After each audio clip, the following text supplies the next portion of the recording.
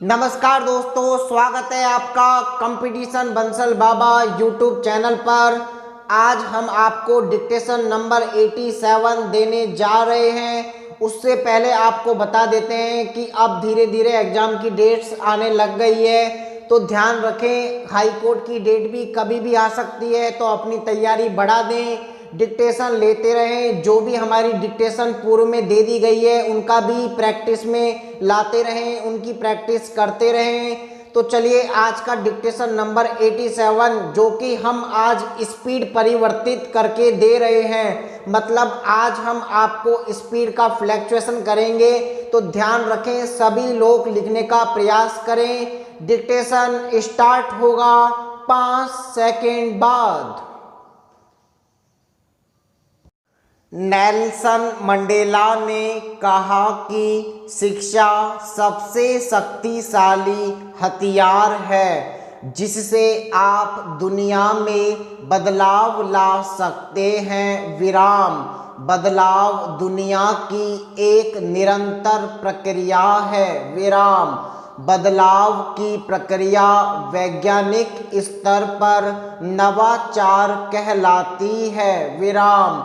शिक्षा के माध्यम से ही नवाचार एक बेहतर समाज का सृजन करने में सक्षम होता है। विराम। बहुधा यह कहा जाता है कि शिक्षा परिवर्तन की प्रेरक है। विराम। नवाचार सामाजिक आर्थिक समस्याओं का हल है। विराम। यह नई पीढ़ी के लिए नवीन अवसरों को प्रेरित करने का मार्ग प्रशस्त करता है। विराम। उदाहरण के तौर पर कंप्यूटर नवाचार के माध्यम से ही हम तक पहुंच सका है। विराम। यह शिक्षा की गुणवत्ता को बढ़ाने का कारक रहा है। विराम। जीवन के प्रत्येक क्षेत्र में नवाचार महत्वपूर्ण है। विराम। यह गुणात्मक परिवर्तन का कारक है। विराम। शिक्षा के क्षेत्र में नवोन्मेष उन्मुख दृष्टिकोण दक्षता में वृद्धि के साथ सीखने के अवसरों को प्रभावी बनाता है। विराम।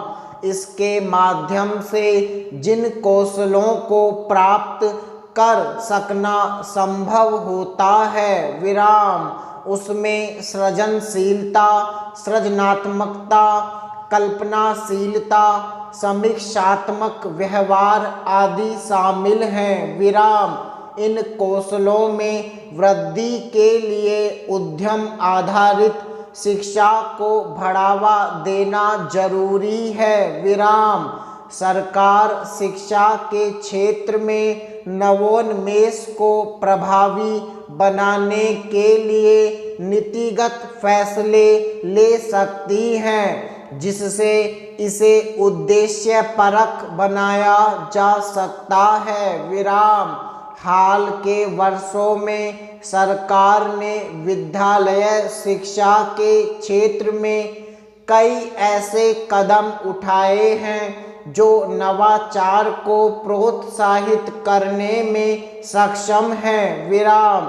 विद्यालयों में डिजिटल प्रौद्योगिकी तथा सूचना एवं संचार प्रौद्योगिकी की शिक्षा को लागू किया गया है। विराम। तकनीकी आधारित नवोन्मेष उन्मुख दृष्टिकोण ने विद्यालयों के वातावरण को प्रभावित किया है। विराम। इसने विद्यार्थियों के सीखने की प्रवृत्ति को भी बदल दिया है। विराम। पैराग्राफ।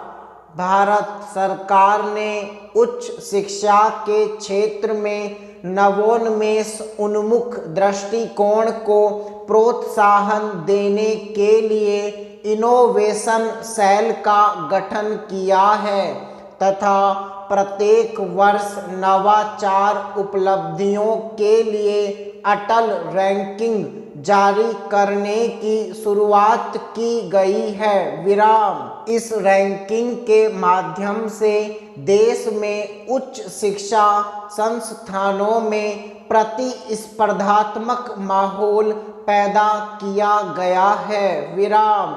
इसके अतिरिक्त स्किल एक्विजिशन तथा अन्य कौशल विकास पर ध्यान दिया गया है। विराम। प्रसिद्ध शिक्षा शास्त्री मेलकर का मानना है कि सामाजिक परिवर्तन का एकमात्र रास्ता सुधार है और यह सुधार शिक्षा में नवाचार के माध्यम से किया जा सकता है। विराम।